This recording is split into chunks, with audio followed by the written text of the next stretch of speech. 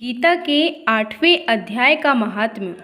भगवान विष्णु ने कहा कि हे लक्ष्मी, प्राचीन काल में नर्मदा नदी के तट पर एक नगर में शुभाव शर्मा नाम का एक ब्राह्मण रहता था, लेकिन उसका आचरण जाति के विपरीत था। एक दिन उसने खूब ताड़ी पी और रोगग्रस्त होकर काल का ग्रास बन गया। उसे अगला जन्म ताड़ के वृक्ष के रूप में मिला। उस वृक्ष के नीचे ठंडी छांव में ब्रह्म राक्षस के रूप में एक ब्राह्मण पति पत्नी रहने लगे। एक दिन ब्रह्म राक्षस की पत्नी ने उससे पूछा कि हे प्राणनाथ, इस ब्रह्म राक्षस योनि से हमें किस प्रकार मुक्ति मिलेगी।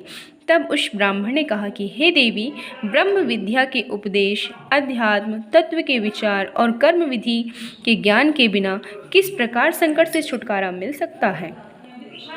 पति के यह वचन सुनकर पत्नी ने कहा कि तद ब्रह्म किम ध्यातम किम कर्म पुरुषोत्तम, अर्थात हे पुरुषोत्तम, वह ब्रह्म क्या है, अध्यात्म क्या है और कर्म कौन सा है। वह गीता के 8वें अध्याय का अधूरा श्लोक था, जिसके श्रवण से ताड़ का वह वृक्ष अपने रूप को त्याग कर मानव देह में परिवर्तित हो गया।